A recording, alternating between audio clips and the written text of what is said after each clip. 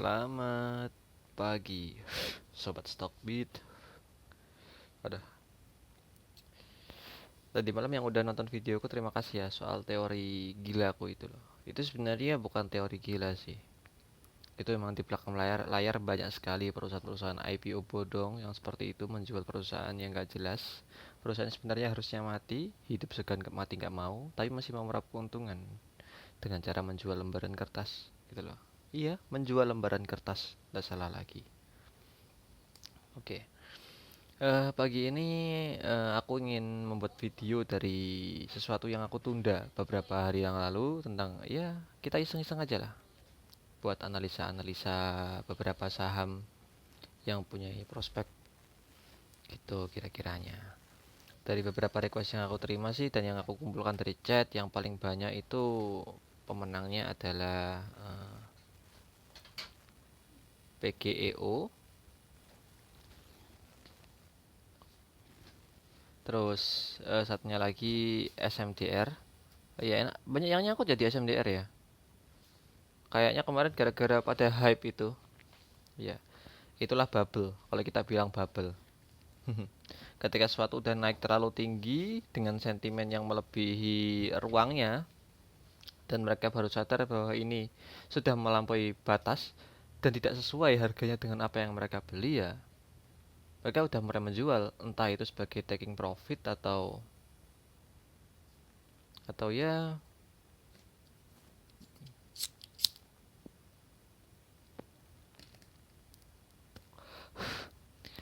sebagai taking profit atau ya mereka yang merasa bahwa kok harga gak mau naik lagi. Apalagi ketika harga udah mulai membentuk peak. Seperti polanya rata-rata seperti ini. Harga naik ke atas, turun ke bawah, harga naik ke atas lagi, nggak mampu menembus resisten ini.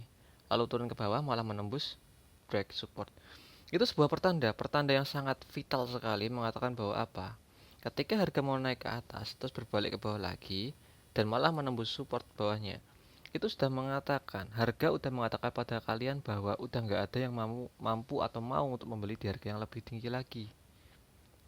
Dan kekuatan seller, kekuatan menjual itu justru lebih besar gitu loh di sana. Itu udah red flag buat kalian ketika kalian berada di puncak saham yang naik terus tiba-tiba membuat peak seperti ini. Buat kalian trader, jauhi saham seperti itu. Buat kalian investor, pikir-pikir lagi, cek lagi harganya apakah di harga wajar atau enggak. Terus apakah sentimennya masih tersisa atau enggak? Apakah itu masih masuk momentumnya atau enggak? Kalau enggak, hindari gitu loh. Investor kok baca harga mas gitu loh. Emang investor itu kalian untungnya dari mana? Dari kenaikan harga juga kan. Nah, ketika kalian nggak bisa mampu membaca pola seperti itu, kalian terus mengatakan bahwa chart ini pola hanya grafik yang digambar, chart ini hanya ini segala macam gitu loh. Enggak, di sini ada sesuatu yang ingin dibicarakan sama harga gitu loh. Bahwa merasa bahwa sentimen itu udah berakhir. Kalian bisa mencocokkan tentang pola-pola harga itu di sana itu ada apa, sedang ada berita apa. Ketika ada akumulasi, ada berita apa?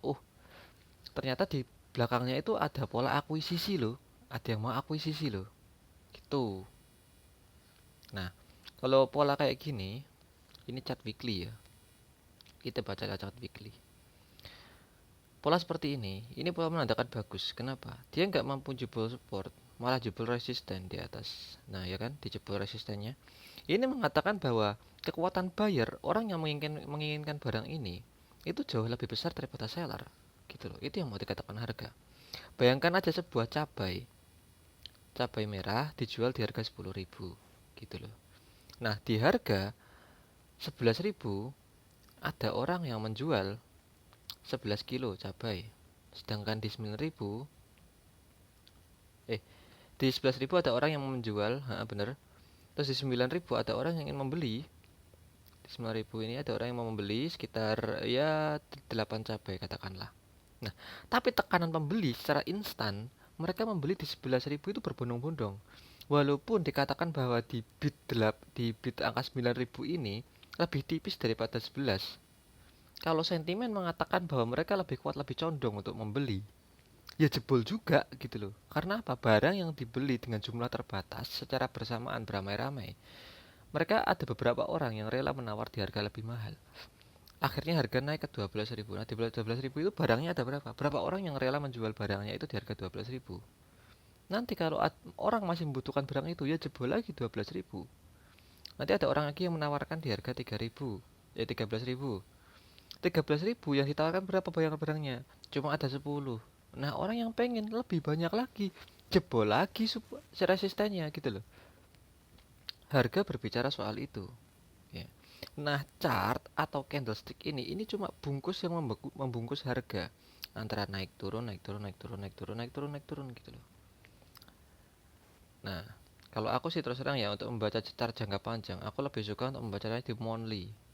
Karena monthly itu menurutku lebih jelas, chartnya lebih clean dan kita bisa melihat. Nah, contoh saja kayak gini. Ini pola harga yang dulunya itu banyak yang menawarkan di sini kan, lihat. Dia akumulasi jebol, dia menjebol resisten, naik ke atas, turun lagi, jebol, naik lagi, terus jebol. Habis dia jebol ini, dia malah jebol bawah. Dia menjebol yang kemarin, naik lagi ke atas, terus dia bablas ke bawah. Dia nggak mampu jebol resisten ini, dan dia terus menurunkan turun ke bawah. Karena apa? Ketika sebuah harga sudah mengebreak atau menjebol titik terbawah dari harga riwayat harga sebelumnya, itu sudah mengatakan bahwa seller lebih kuat gitu loh. Dan apa yang terjadi benar, dia terus turun, dia terus turun, dia terus turun sampai dia mengatakan bahwa ada kekuatan buyer yang lebih yang mendorongnya naik, ya kan? Itu. Nah, ini kita namakan dengan Quasimodo level, QM level. Nah, untuk kalian yang suka teka-teki ya, soalnya QM itu nggak bisa dipandang dengan mata kosong. Jarang orang yang kok ajari QM, cara membaca QM level. Bentar aku nyalakan rokok, aku matinan ya. Masuk. Hmm. Orang yang kok ajari baca QM, rata-rata mereka gak bisa praktekkan dengan sempurna gitu loh, masih salah cara baca-bacanya itu. Karena terus terang aku juga ngelatih mataku ini buat baca QM level itu berapa tahun ya. Ya, contohnya kayak gini nah. Ini ada QM level sebenarnya. Di mana QM levelnya? Sangat besar sekali. QM levelnya ada di sini. Nih, ini QM level. Benar kan? Oh, hari ini di break sama ini. Nah, dia kembali ke bawah sini untuk mengambil order yang ada di area ini. Di sini ada order besar. Karena ini adalah area buyer. Kok area buyer, Mas? Dia sempat turun ke bawah di sini kan. Dia sempat turun ke bawah. Nah, sebenarnya dia harusnya mantul di sini. Di area sini, di area support di sini. Ini kan support key level kan, dia bolak-balik, bolak-balik. Tapi kok jebol?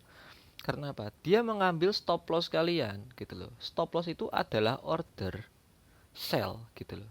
Order barang yang dijual. Karena apa? Barang yang dijual di sini nggak cukup. Mereka mencari order yang dijual lagi di bawah agar mereka bisa mendapat barang lebih banyak.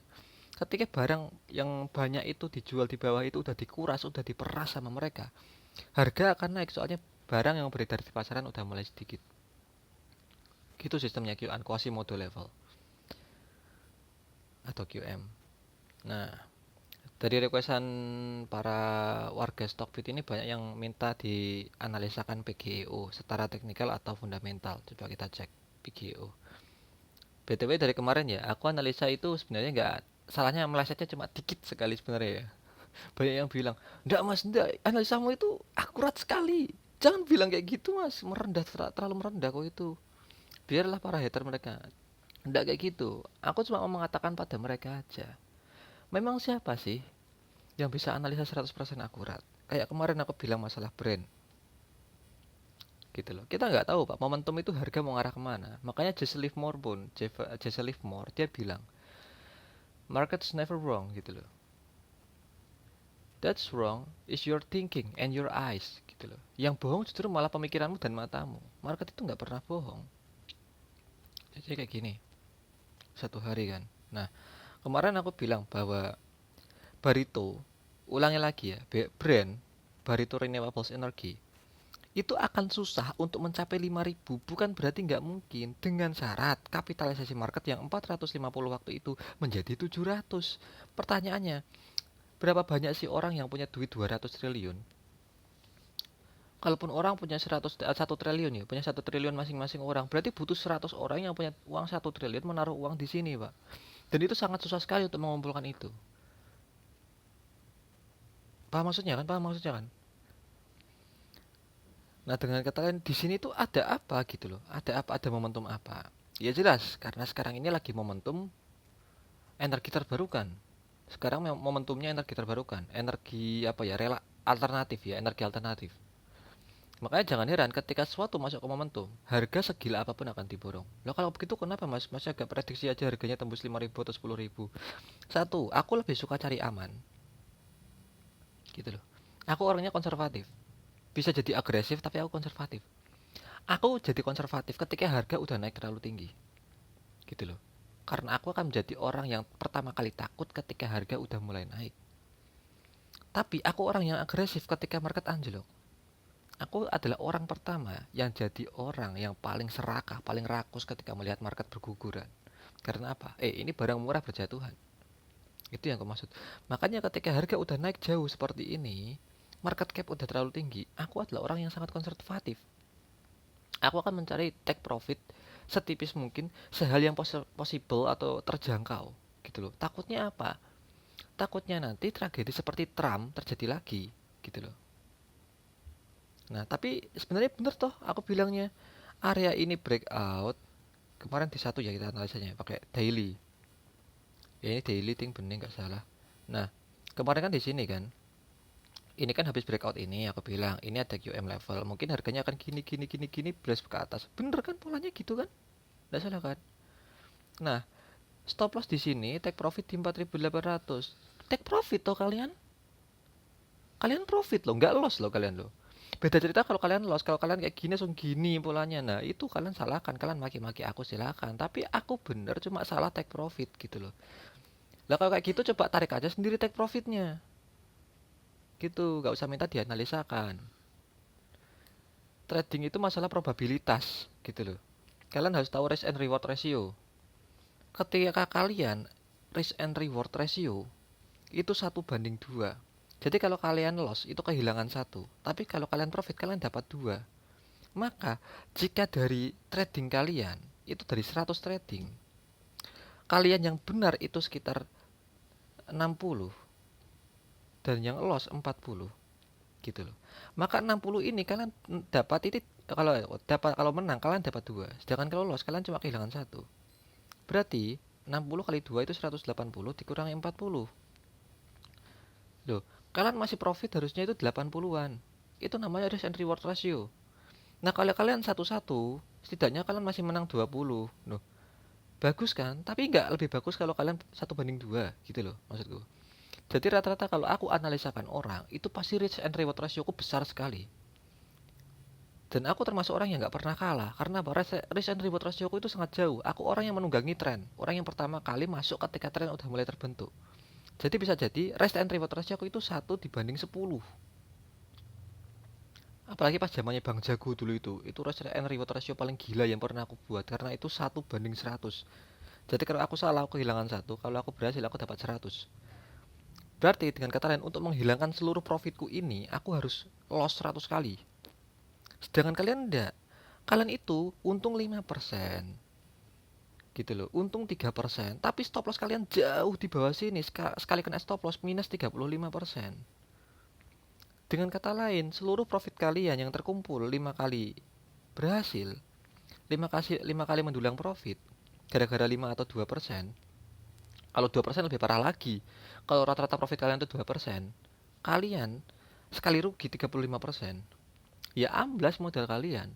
Dengan kata lain untuk menutupi profitnya aja. Oh, iya. Untuk menutupi profitnya aja kalian butuh profit sekitar 18 kali gitu loh. Pertanyaannya, sanggup tidak kalian?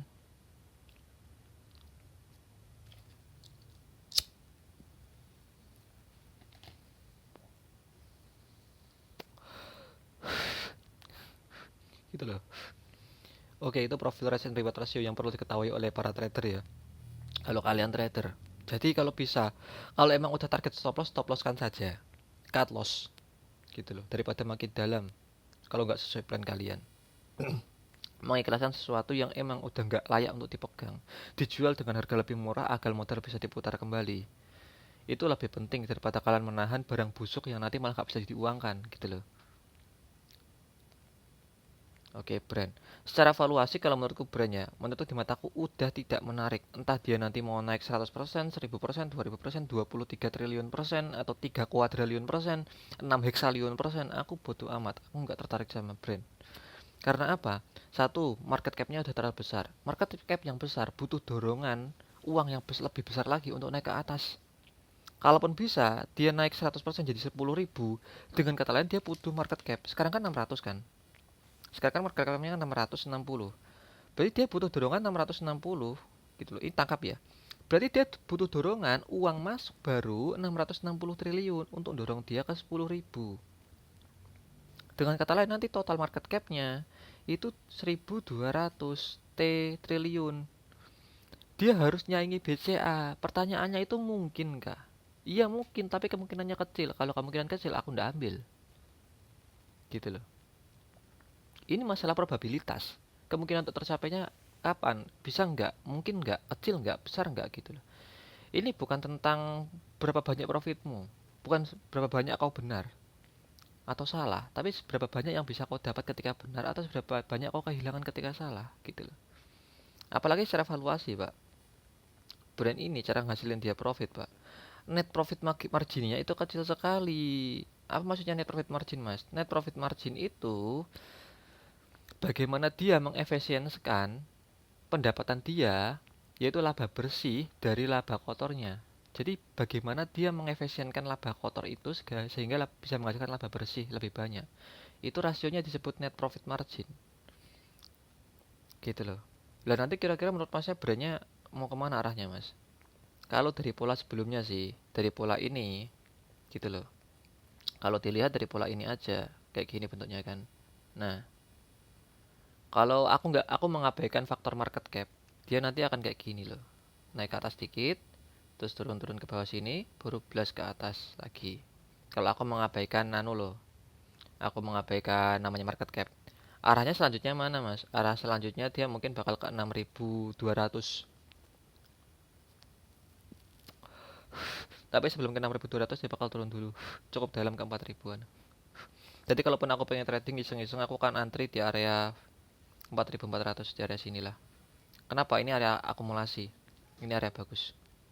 Gitu. Stop lossku nanti di bawah sini. Jadi dia turun ke sini, aku pasang order set 6.200. Itu 1 banding 1,5. Lumayan lah. Oke. Kita balik ke fundamentalnya brand. Terus nanti kita saingkan sama saingannya yaitu PGEO. Ini bakal jadi video yang cukup panjang ya. Ya udahlah buat teman ngobrol. Si PGEO dia tembus ya. Nah, ini sebenarnya pola yang cukup cukup cukup menipu. Dia terlihat kayak mau turun karena apa? Dia jebol support. No, Mas, ini bukan support. Ini bukan support. Ini namanya sub support. Support yang sebenarnya itu di sini gitu loh. Karena apa? Karena area ini dia nggak nge-break apapun. Inilah support resisten sebelumnya. Karena syarat untuk dia jadi support resisten dia harus nge-break sesuatu. Ini resisten, ini support. Orang bilang support udah di break, harga akan turun. Kalian tertipu. Ini bukan area resisten, ini bukan support. Ini namanya sub support. Gitu loh, karena dia gak nge-break apapun di sini. Yang jelas ini namanya area demand gitu loh. Jadi kalau dia mau naik dia harus nge-break area ini dulu sementara. Jadi polanya harus seperti ini nanti. Dia break turun ke bawah sedikit baru naik ke atas. Nah, Mas, apakah area ini jika di break dia akan turun langsung, Mas? Enggak, no. Di sini juga ada support resisten kalau mata kalian jeli. Jadi kalau dia nge-break area ini, target selanjutnya dia akan ke area 1000. Baru dia bablas naik ke atas lagi atau turun ke bawah gitu. Dari teknikalnya ya. Tapi kalau aku rasa sih ya, aku rasa target dia selanjutnya kalau mau turun, dia di area sekitar 1000-an sini. Kalau dia mau turun terus loh ya. Nah, karena kalau sekarang dia udah target, udah chip target, dia udah nyentuh area support yang ini. Kalau dia masih bisa jebol, target selanjutnya di 1000. Gitu. Kemungkinan besar. Itu price reading namanya. Karena apa? Ini area akumulasi raksasa. Di sini ada akumulasi raksasa. Kalau dia sempat jebol area ini, menurutku sih area 3000-an nggak mustahil dicapai dia. Jadi kalau aku sih kayaknya besok bakal order banyak sih di sini sih. Gitu. Nanti kalau dia turun aku averaging down di area sini. Aku averaging iya. Aku averaging down di area sini, di area sini. Nanti kalau area ini jebol, ya sudah aku cut loss sampai nunggu dia di area sini dulu, baru aku pasang lagi. Kenapa? Mending cut loss di sini biar efeknya lebih bagus. Karena danaku yang di akun Stockbit ini kecil, nggak kayak di akun besarku. Toh kalau di akun besarku pun aku nggak akan pasang sekarang, aku akan sangat konservatif sekali gitu loh. Gitu. Coba kita cek bandingkan secara fundamental. Di Stockbit ini ada suatu fasilitas yang mungkin kalian bisa gunakan atau beberapa orang udah tahu, yaitu perbandingan. Ini untuk membandingkan suatu emiten dengan emiten tertentu. Dan aku cukup suka sekali ini, yaitu bandingan. Pertama coba kita cek di brand aja dulu. Brand. Ayo yuk brand. Di brand mana brandnya? Brand. Nah, jadi aku selalu mempertimbangkan dua faktor, yaitu faktor fundamental dan teknikal gitu aja. Banyak orang yang mencemooh aku, lah orang fundamental kok dia pakai analisa teknikal. Aku membaca harga karena aku bisa pasang di posisi yang setepat mungkin, sepucuk mungkin gitu loh. Aku perfeksionis orangnya soalnya. Hmm.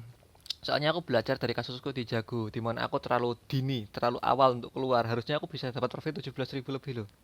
Malah aku take profit di 7.000. Alah lu gitu. Padahal udah pasang dari area 700. Ya sih aku profit mungkin hampir berapa ribu persen gitu. Cuma masih kurang puas aku. Aku kalau bisa pengen profit, targetku ya untuk tahun ini atau tahun depan ya, aku pengen ngejar profit 10.000%. Gitu. Coba kita bandingkan dengan PGU. Nah, kalau sama yang lain gimana Mas? Nggak, ini nggak cocok. Kalian jangan bandingkan apple to apple perusahaan yang bukan geothermal dengan perusahaan energi lain. Cara mereka mendapatkan profit, net profit margin mereka, cara mereka mengatur dana dan laba operasional, cara kerja mereka, cost mereka itu beda gitu loh. Jangan kamu bandingkan suatu perusahaan yang nggak sama perusahaannya, nggak apple to apple. Itu. Oke. Nah, di sini aja itu udah ketahuan. Market cap-nya si brand ini udah 600, sudah 700 triliunan. Sedangkan market cap si PGU Pertamina ini baru 50 triliun. Dengan kata lain, jika emang dia bisa lebih efisien untuk mengisi 50 triliun jadi 100 triliun, ini bukan hal yang mustahil. Jika dia benar-benar bisa naik market cap-nya ke 100 triliun, itu bisa lah kemungkinan dia buat naik ke 2400 atau 2500 gitu. Sedangkan ini untuk naik ke sekitar 1200 dia harus nyalain market cap BCA. Dengan kata lain, ada orang di IHSG yang harus menjual berapa aset mereka untuk dilarikan ke brand, atau ada orang baru dari luar market yang masuk ke sana. Bisa itu foreign, bisa itu domestik. Pertanyaannya kalau domestik, orang sebanyak itu, Pak. Kamu tahu nggak? Total rupiah beredar di Indonesia ini cuma sekitar 11 kuadriliun loh, Pak. Gitu loh. Dengan kata lain kita harus menguras pasokan pasokan rupiah yang beredar itu berapa persen dari total peredaran market gitu loh. Padahal kita tahu investor Indonesia ini jumlahnya cuma sekitar 15% dari total penduduk Indonesia. Gitu. Jika 15% saja, dia udah bisa memeras total rupiah beredar di market Indonesia. Itu kira-kira segila apa Indonesia kalau bisa seperti itu? Mereka mau seperti Amerika Serikat kah? Gitu loh. Makanya aku bilang, aku cukup konservatif sekali untuk melihat brand ini. Kalaupun dia bisa naik ke apa namanya itu 1200, dia harus mengorbankan market yang lain. Entah itu bank-bank besar, kapal induk kah apa. Nah, kalau kapal induk yang berjatuhan, daripada aku masuk brand, aku mending masukkan ke kapal induk yang lagi berguguran, Mbak. Aku nunggu kesempatan itu malahan. Jadi brand kalau dia naik bagus karena dia menyerap likuiditas dari IHSG. Dengan kata lain, nanti banyak sekali kapal induk BCA, BRI Mandiri yang berguguran. Nah, itu alasan kenapa ketika brand naik, kapal induk berguguran. Karena apa? Untuk mendorong brand naik ke atas, itu butuh sekali market capital yang sangat besar. Maka banyak orang yang akan menjual aset mereka di untuk menjual aset mereka dan dimasukkan ke apa nama itu, ke Barito Pak, brand ke Barito Renewables Energy gitu loh. Dan yang aku tunggu bukan naiknya brand, tapi gugurnya market kapal induk. Dari PE ratio juga. Ini dari PE ratio kemuan apa ya? Rasio antara harga dengan laba itu lebih stabil si PGO gitu loh menurutku. Jadi kemungkinan PGO untuk naik lebih mahal lagi itu bisa, sedangkan brand mau jadi berapa dia? Kalau naik 100% dia PE-nya 700 loh, Pak. Selama ini di market yang bisa naik dengan PE 700 itu perusahaan yang gampang sekali runtuh ketika ada masalah dengan labanya. Jadi gampang terjadi bubble. Dan aku no untuk play di saham seperti ini. Karena apa? Kalau nanti tiba-tiba udah pucuk, aku telah dikit keluar, selesai sudah nasibku. Nah, tujuanku masuk IHSG itu untuk mengembangkan danaku. Entah cepat atau lambat, bukan memperjudikan atau menspekulasikan danaku. Aku cari danaku ini susah payah, banting tulang. Nanti tiba-tiba dia eksekusi sama market, aku nyangkut atau kehilangan seluruh danaku, Pak. Hanya gara-gara nguber profit yang 30%, aku kehilangan 100% danaku. Nggak lagi, Pak. Aku udah pernah ngalami. Malas. Aku lebih konservatif kalau sekarang. Dari segi price to book value, PGU untuk perusahaan yang sekelas Pertamina, satu, dua, dia perusahaan yang baru IPO, tapi harganya udah murah. Aku lebih menyarankan PGU sih. Kalau brand, ya kita tahu lah perusahaannya Pak Prayogo rata-rata emang PBV sama price earning rasionya itu gak masuk akal. Tapi baru kali ini perusahaannya Pak Prayogo aku lihat itu book value-nya itu bahkan menyentuh 200 gitu loh. Dengan kata lain, kalian rela membayar barang yang harganya 200 kali lebih mahal dari harga aslinya. Contohnya gini, Pak, gitu loh. Buku buat apa, Le? Buat nyatet-nyatet gitu. Oh ya sudah, kamu kasih uang 2.500. Kamu ke sana. Nggak cukup, Pak, gitu. Kok nggak cukup? Harga bukunya 250.000. Kamu goblok-goblokin nggak anak kamu kira-kira? Buku yang buat nyatet aja lembaran kertas putih gitu loh. Harganya 250.000 itu lebih mahal 100 kali dari harga aslinya, dari fungsinya. Nah iya, suatu saat mungkin anak-anak kalau mungkin penting ya dibeli. Tapi ketika kamu sadar bahwa barang itu ternyata nggak penting, Pak. Kamu kehilangan uang 200 kali itu. Itu yang aku maksud untuk apa menyesuaikan semuanya dengan harga-harga wajar. Ketika bubble terjadi dan pecah, itu turunnya sangat sekali. Untuk current rate cash flow-nya, dari cash flow-nya di sini sih, aku jarang baca cash flow ya dari rasio. Aku lebih suka baca cash flow dari ke segi keuangannya. Cadangan keuangannya itu berapa persen. Kalau dari rasio perkalian kayak gini, aku kurang anu sih, kurang bisa bacanya aku. Earning per share-nya terus terang itu lebih bagus ini. Dia punya EPS yang lebih tinggi daripada si Barito. Barito aja cara kalau kita pakai per quarter aja ya, dia cuma bisa menghasilkan 30 earning per share. Jadi laba per lembar saham. Kalau kamu beli satu lembar sahamnya, kamu dapat 30.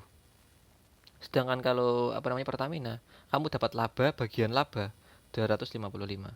Padahal harganya terus terang lebih murah dari segi nominal ya. Tapi dia bisa dapat 255. Sedangkan brand yang harganya 5 ribuan, kamu cuma dapat laba 30. Gitu loh.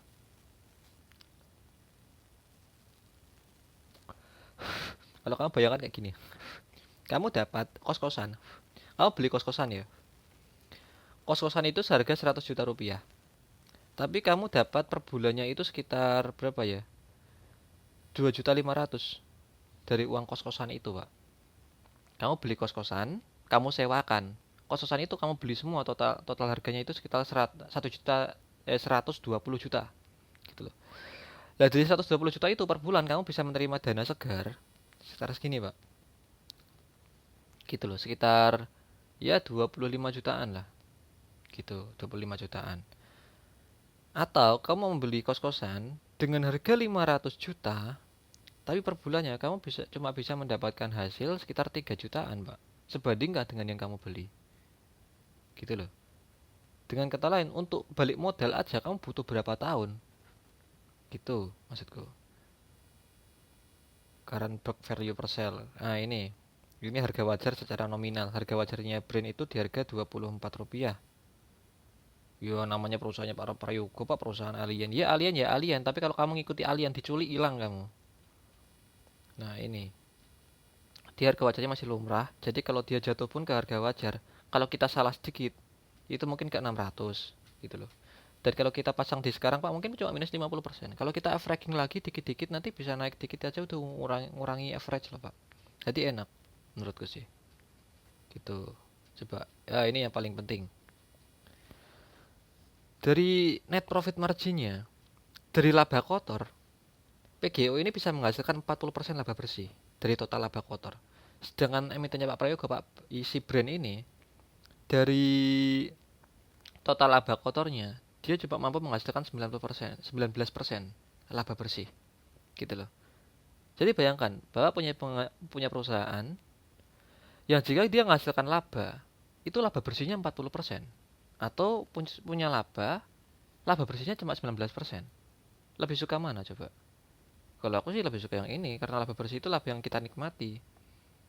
Gitu loh. Pertanyaannya, di emiten yang sama, jarak antara laba bersihnya kok jauh sekali, gitu loh. Aku selalu sama Pertamina sih, kok dia bisa mengefisiensikan operasionalnya, kok dia bisa eh, mengurangi laba kotornya gitu loh, bisa mengurangi operasionalnya atau apalah sehingga laba bersihnya sangat besar sekali menurutku. Itu good sih, bagus. Nah, loh dia udah bagi dividen toh. Nah, apalagi nih kalau udah kayak gini, wah aku langsung nyerang PGO kalau aku sih. Tapi ini sekali lagi ini bukan ajakan beli atau jual. Tapi dari segi fundamental aja, aku ngelirik sekali aja, aku udah berani bilang kalau aku lebih ngincar PGO gitu loh daripada si brand. Brand satu dia naik udah terlalu tinggi, gitu loh. Momentum dia sama-sama punya momentum. Oke lah nomor satu dia punya momentum. Ini planku ya. Nomor dua kita harus tahu dulu harga wajarnya di mana, gitu loh. Harga wajarnya di mana? Sehingga apa? Ketika kita nanti mau keluar atau ada apa-apa dengan perusahaan itu, kita keluarnya minusnya kita nggak banyak-banyak, gitu loh. Terus ketiga, itu resiko yang kita ambil. Seberapa besar kemungkinan perusahaan ini untuk hancur sahamnya, harga sahamnya karena sentimennya habis atau masyarakat udah mulai keluar, retail udah mulai keluar, bandar udah mulai keluar, itu kira-kira dia akan anjlok sampai seberapa? Aku hitung itu juga. Dan menurutku si PGO, kalau retail dan bandar udah mulai keluar atau para market maker udah mulai keluar, dia anjloknya mungkin gak sedalam itu. Gitu loh. Jadi lah, menurutku masih aman di PGO daripada si brand. Gitu. Oke, sekali lagi ini bukan ajakan jual atau membeli, kerjakan PR Anda dulu, masuklah sesuai plan, gitu loh. Jadi kalian harus analisa ulang lagi, karena banyak sekali dari segi-segi isu, segi-segi kedalamannya perlu diinvestigasi lagi, seperti apa pola kerjanya si PGO atau brand ini, gitu loh. Karena faktor itu yang sebenarnya faktor jangka panjang lagi. Ada nggak masalah yang harus mereka perbaiki dulu gitu loh? Ada nggak masalah soal ekspansi untuk memperbesar laba mereka? Atau kasih PGO ini udah mentok di situ atau masih bisa ekspansi lagi gitu loh? Apalagi kan ini lagi momentumnya yang namanya apa ya? Energi terbarukan. Jadi untuk masuk lebih awal sebelum momentum ini pecah, apalagi setelah nanti politik Indonesia dan IKN, itu akan lebih bagus lagi menurutku. Jadi kalau aku pegang PGO mungkin gak akan aku simpan untuk 1 atau 2 tahun aja gitu loh. Mungkin dalam waktu yang jangka panjang. Targetku sih masih jauh di atasnya si PGO itu. Jadi ya oke segitu aja dari saya. Mohon maaf kalau videonya kurang jelas atau kalian kurang memahami apa yang saya maksudkan. Semoga portfolio kalian membaik. Saya Hirin dan sampai jumpa di waktu selanjutnya.